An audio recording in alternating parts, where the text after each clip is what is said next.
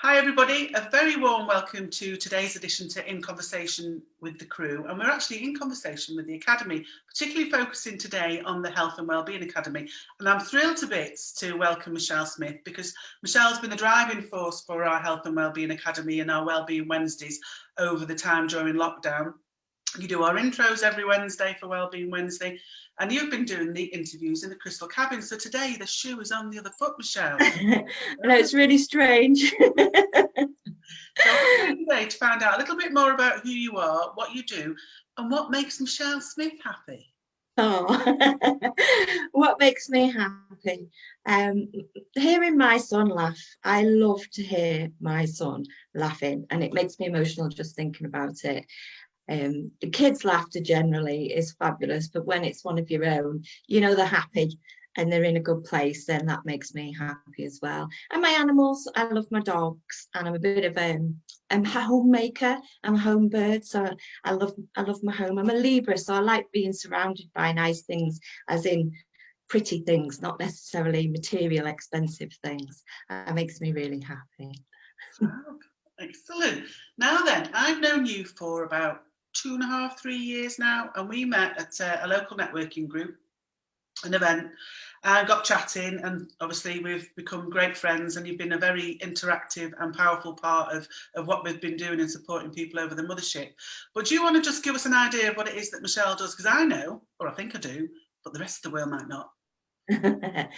I'm going to go with Vicky Cutler said the other day, actually, she said to me, do you know, I don't see you as a therapist, I see you as a holistic coach with a big fat toolbox.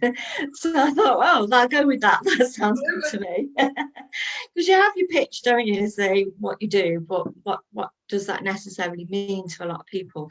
So in short, really, I'm trying to help people to boost their confidence and their self-esteem through self-love and a positive mindset. So I work with energy and vibration, so emotions. You know, we live in a very feeling universe. So how do you feel? How did you feel about that? Oh, I feel a bit uncomfortable about this. And we're touchy-feely, and that's all to do with our emotions and how we feel. And that comes a lot from thought processes. So for me, it's about changing negative thought patterns into positive behaviors to make you feel good, teaching you how to think and heal yourself happy. How was that? That was fabulous. Because all I could hear at that point is thinking, oh my God, you must be so busy at the moment, because we're in such a situation where people are reaching out for help and support. Have you found that, you know, you've been busier, that people are looking, or people are more open to talking about the holistic approach? Or how's lockdown been for you? It's been very interesting, I have to say. Lockdown began as a bit of a blessing because I needed a break at the time. So, but then soon after that, I became a bit lost, actually. I lost my purpose because I was so used to the face-to-face and people being here in the therapy room every day, pretty much, and, you know, over the phone, and that to all go. But in a really surreal environment when you know mental health and you people are already on your client base as well as new people struggling, and you couldn't help. I didn't like that at all. So the lockdown was kind of a gift of a bit of a time machine from wanting to one day be online and to do things via video. It came sooner.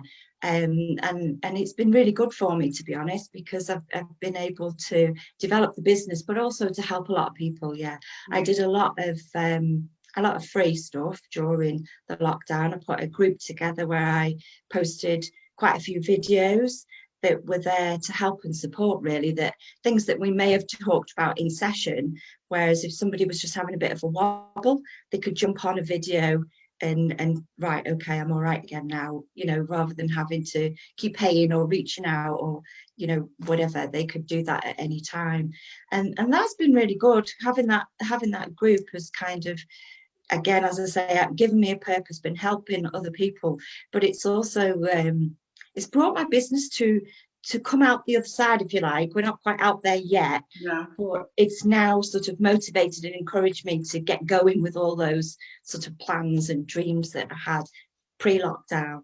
But I read so much in lockdown, every book that I'd ever been attracted to. I'm a big reader, kind of fell off the shelf at the right time. And everything was about what I could use in my business from the books that I was reading, all self-help, my favorite gurus. I did quite a few courses, webinars. So for self-development and for coming out of what my imposter syndrome is being invisible and being behind a veil, and of the work that we did in the mothership. I've got to thank you for that, Ruth. If you watch my video at the very beginning in here, I look scared to death, look like Nanny McPhee. I think I had the screen upside down to begin with, and now to think that it's coming to doing the regular interviews for the Wellbeing Academy, which I've loved. I've met some amazing inspirational women, and it's been fabulous. So I've got to say thank you for that. No, so you're welcome. You have been my lockdown love. Thank you. And you have been for so many as well. I'm sure, do you not feel the same, that's given you a purpose during lockdown?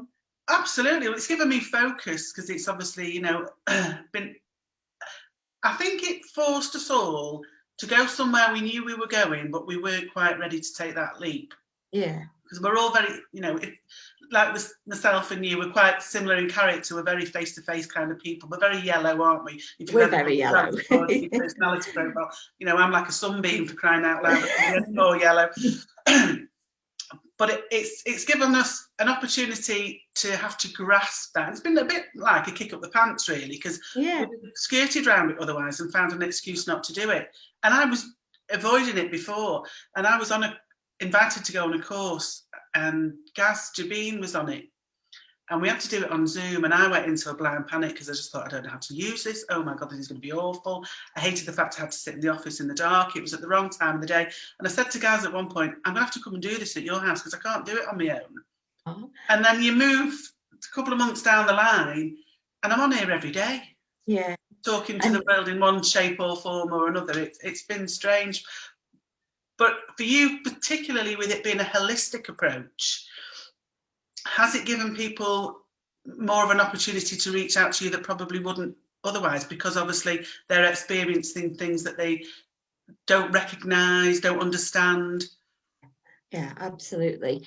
It's, well-being previously may have been a little bit labelled with mental health, for people with mental health, for them. And a bit woo-woo as well, actually. Almost we look at, if we're needing to ask for help, as a bit of a failure, and that takes a lot for people to ask for help.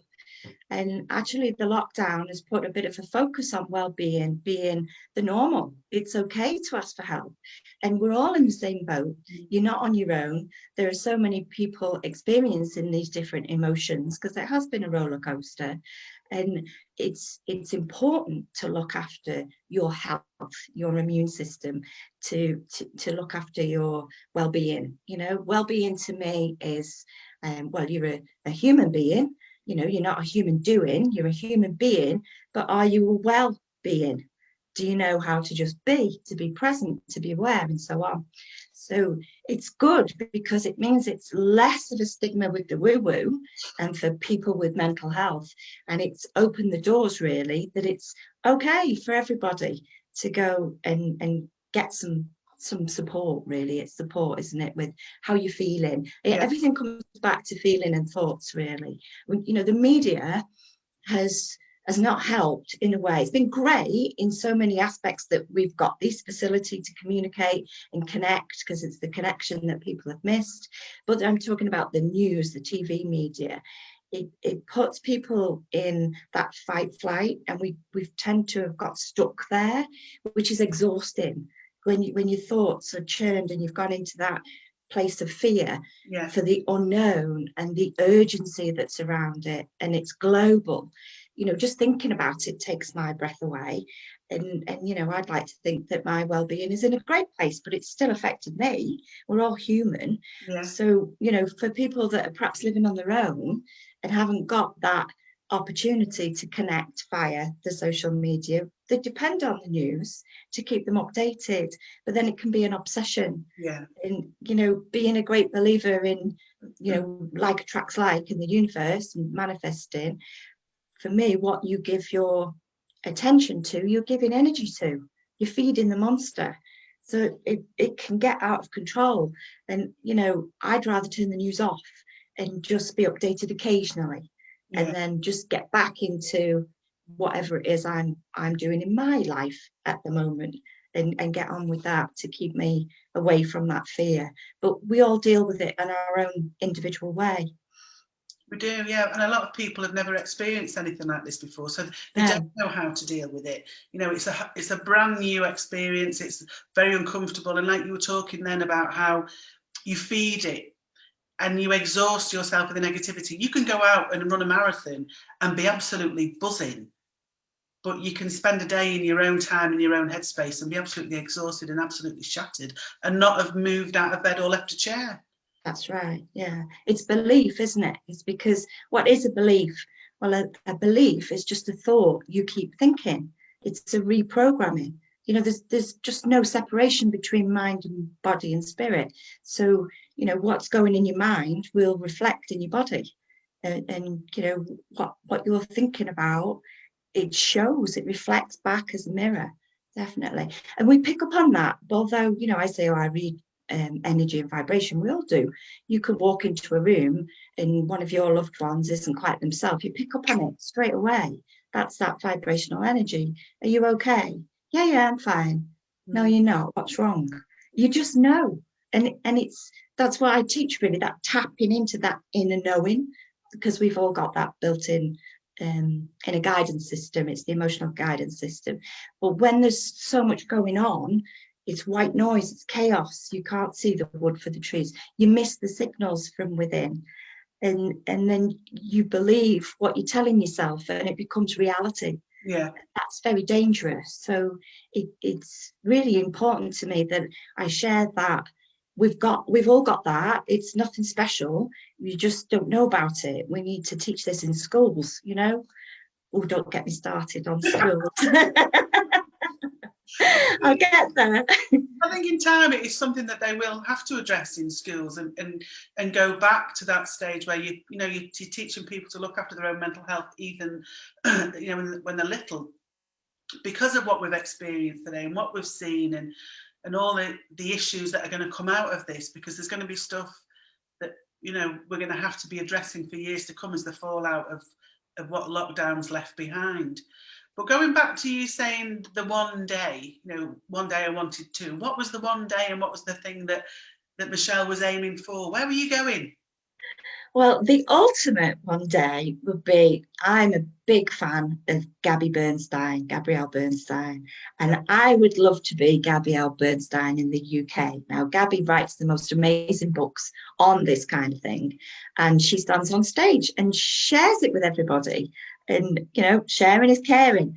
And one day, that's where I want to be, and that's where we're going. But in the meantime, it was my business one day was to get online, to get everything online, so that, you know, it doesn't just have to be Michelle in her cottage at the top of the hill in the therapy room with people who are not frightened of the hill in any weather to come up to the top.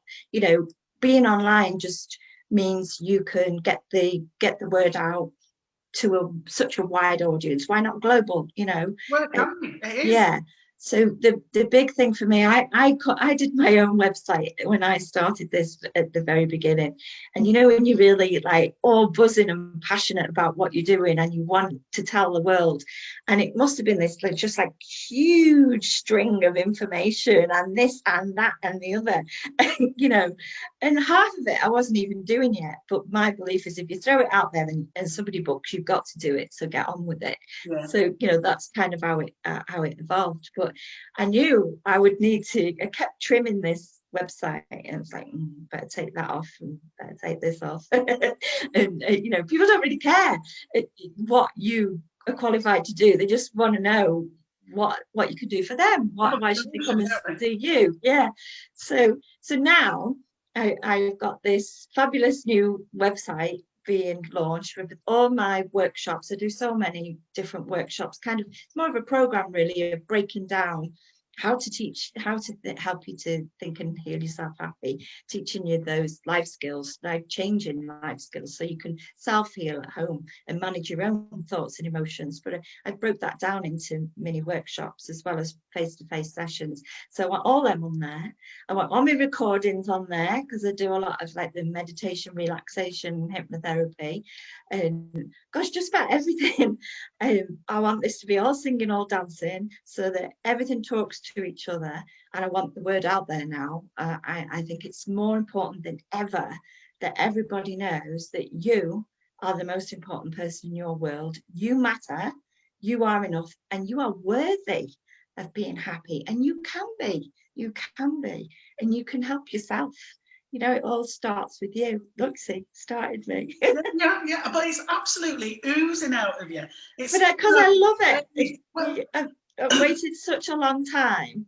Really, this has been my journey. You know, yeah, going, where did it come from? Like, let's go back when, God, I was a child. I was so shy. My mother didn't think I would actually go to school. You know, when I first started work, anybody spoke to me, I would just blush, like, oh God, you know, was on a buying department with busy suppliers coming in and out, and it was just mortifying to think that I'd have to speak. And I had this most amazing manager that saw some potential in me. And before long, I'm organising exhibitions and conferences. I was the KFC buyer for the UK. And before long, I had a small team. And it was like, go, Shell, you know, there's something there.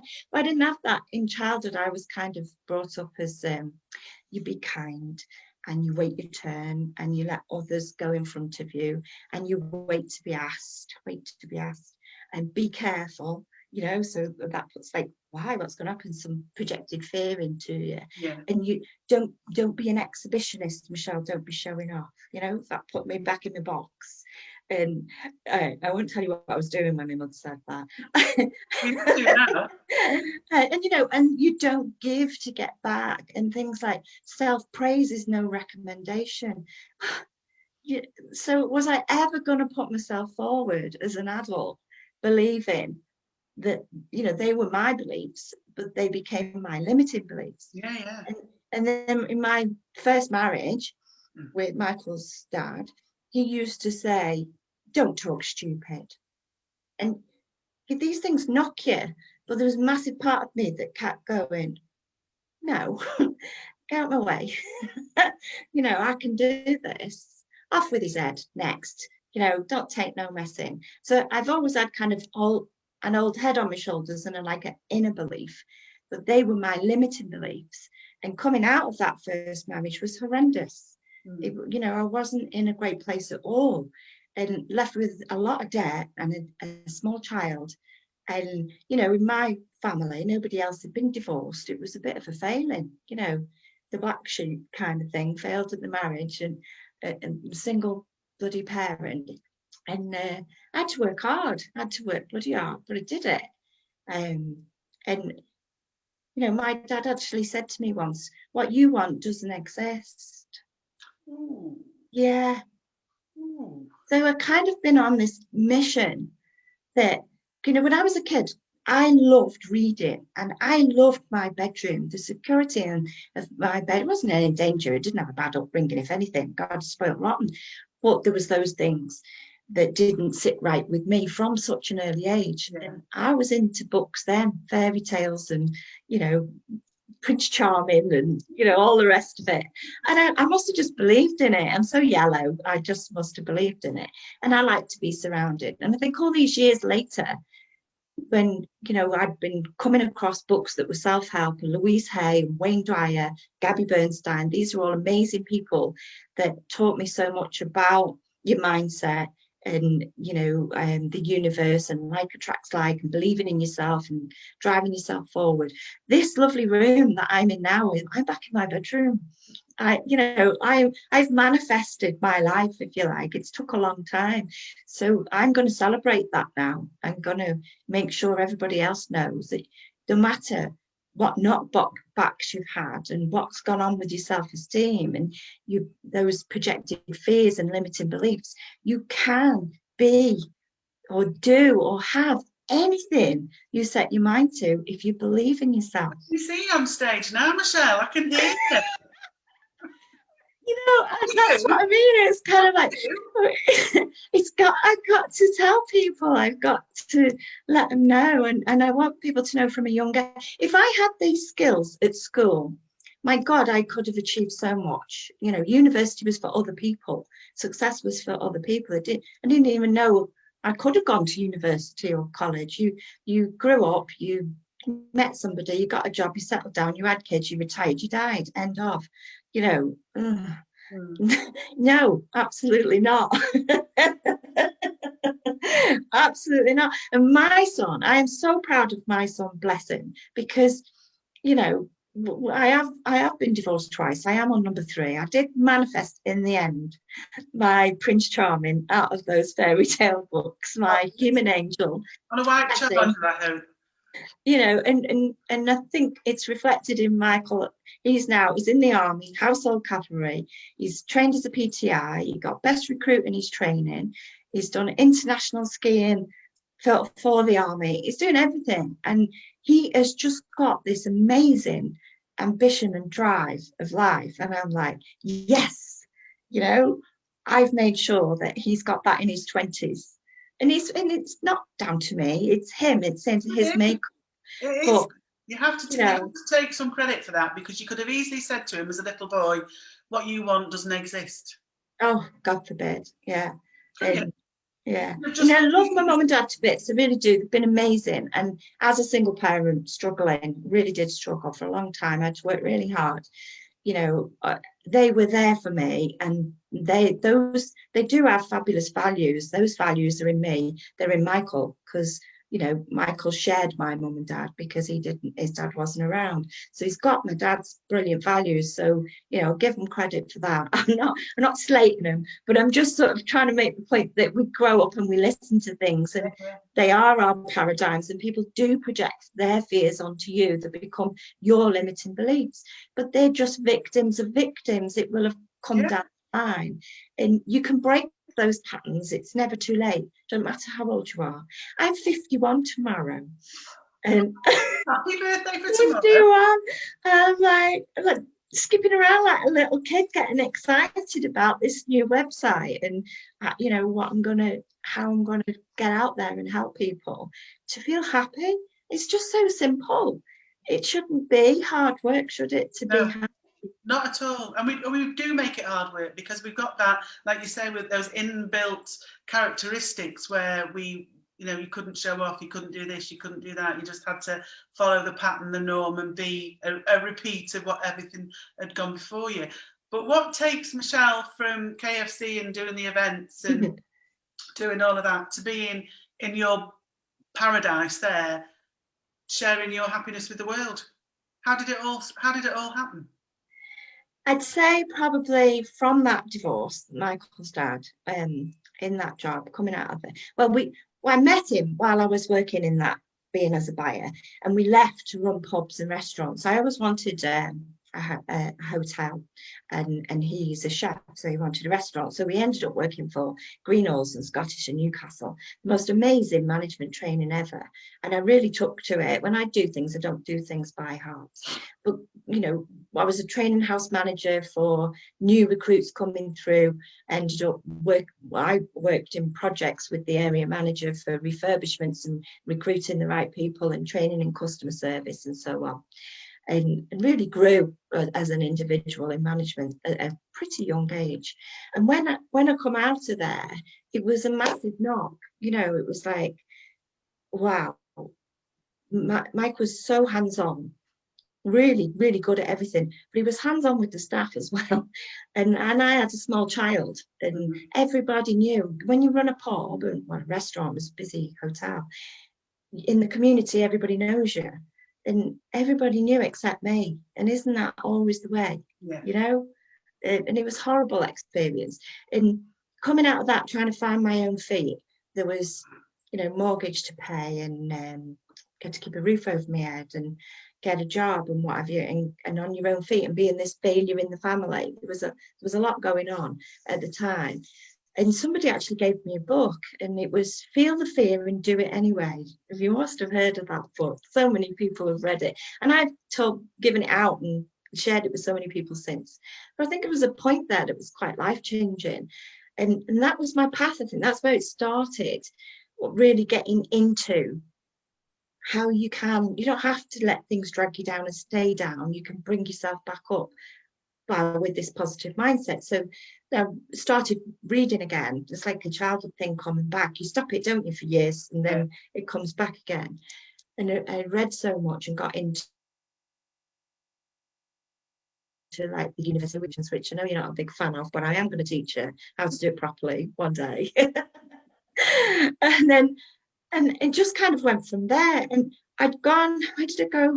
From running the pubs. Oh, I worked at Iceland, at Deeside, for the big food company, and I went from 35 to 55, big teams, a big project. They were amalgamating Woodward's food service and Iceland finance team, and that brought my confidence back up. And at the same time, at the weekend, I was actually working as an estate agent, because the house I was trying to sell, the estate agents were rubbish, and I said I can do better myself, and did. So I went in there at the weekend and sold my whole bloody house. So it's like, sleeves up, watch this space. Never done this before. What is it all about? In them days, you had to print the picture of the house, cut it out and stick it onto the cardboard and put it on the wall. But yeah, I did know about that. So I've been that feisty person. But like years later, and I'd come into working in welfare to work, which is a government-funded contract for a mandatory provision for I managed a training provider for the long-term unemployed. So it's a very negative environment. Yeah. Everybody that come through from the job centre didn't want to be there. So there's a lot of barriers. The system wasn't right. It was pre-coalition government. It was a long time ago now. And they come with barriers, and they come with lots of layers. So they were very closed down. They'd already been with the job centre for 18 months. So they'd come down that spiral.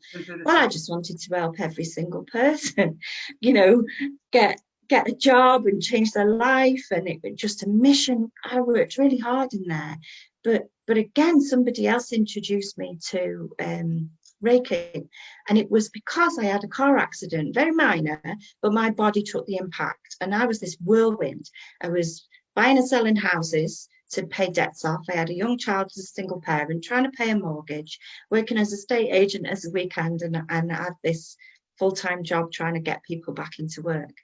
And yeah, my mum used to say, you're going to slow down. This car accident, I think, really was the universe stopping me. Yeah. Because it really did grind me to a halt. I didn't believe people who said they had whiplash, and boy, did I have whiplash. And nothing helped. Whatever treatment I had, nothing. I thought my head might have fallen off. It was awful.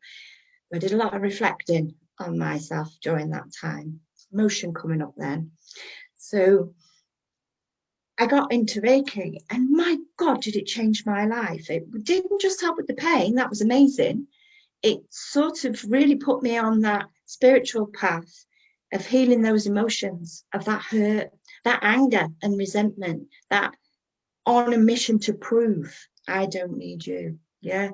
And it was all right to go there in a safe, I called it my safe house, with Reiki Ray. Reiki Ray in Laney, Wigan, bless him, love him. And I loved it. It changed my life so much. I ended up doing the training. But it was for me. It was never to be a practitioner. It was for I found after the first level one is for self-healing and for friends, family, pets, food, and whatever. So you don't have to be a practitioner. You can do this healing on you.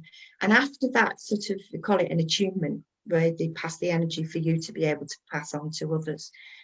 It's just like a massive awakening. You just see things clearly, and you just feel like you're not on your own, and you can say no. And it was this off with his head next just got even more amplified. Go girl, take no crap. Nah, this is toxic. I'm out of here. Never had a safety net, didn't care. The universe had my back. Just keep going and going and going. And that was how it continued. Then I did the level 2 to be a practitioner, still wasn't a practitioner. Years later, I did master teacher, didn't do anything with it. Reading all these books, learning. I went and had hypnotherapy to stop smoking, 2004, was amazed. So I started studying the subconscious mind. And really into the neuroscience side of, like, the holistic approach to neuroscience. So the subconscious mind mixed with energy, how your thoughts affect your feelings, and the energy that goes around your body does so on. So years later, I learned hypnotherapy. In that, I went back for the advanced master hypnotherapy training, where we covered EFT, emotional freedom tapping, NLP, coaching, grief, everything you could think of. It was amazing. So all these tools were being collected over such a long time, parallel to my own personal self-healing and my journey, till I'd manifested my human angel and finally met Dave and come to live, got rid of the corporate world, because not working in that toxic environment anymore, it was awful, the negativity. You have to realize that when you're in there for your values, that you want to help and save everybody, and the finance director's not interested in quality or people, it's just performance, finance will always overrule quality. Well, that didn't work for me, so off I went. But I didn't know what I was going to do, didn't know what I'd do. I think I'd come back into a state agency for I was helping an independent set up and get them up and running. And then it just wasn't for me. And it was like, no, I'm going to have some time off. So we moved here in the cottage, the top of the hill. I had a horse at the time, Manifest Me Pony, that I wanted as a little girl. That I had me Cindy doll, and she had her own pony I used to trot around my garden with. Same colour and everything. It was on my vision board. It was happening. And then I just enjoyed playing on the mountain in my pony, doing some more self-healing and reflection. And then I thought, right, okay, it's time. And it was actually letting Harry go. There's a long story for another day, letting the horse go. And Michael going in the army at the same time, on the same week. And then we went to Dubai, because Dave had an opportunity of perhaps working out there. He's air traffic controller, ex-military. But that didn't work out, thank God. But I was a bit lost. I'd used to being Paige the Oracle, the organizer, the decision maker, big teams, big budgets, to what do I do now? And so I was like, right, and make a decision, and I'm going to actually do something from this cottage to follow my dreams, really. So Harry went, the money paid for the hypnotherapy training. And I started in the cabin. Isn't that weird? Because we'd done crystal cabin conversations. That was my starting point, and I was just doing Reiki at the time, and the hypnotherapy came later.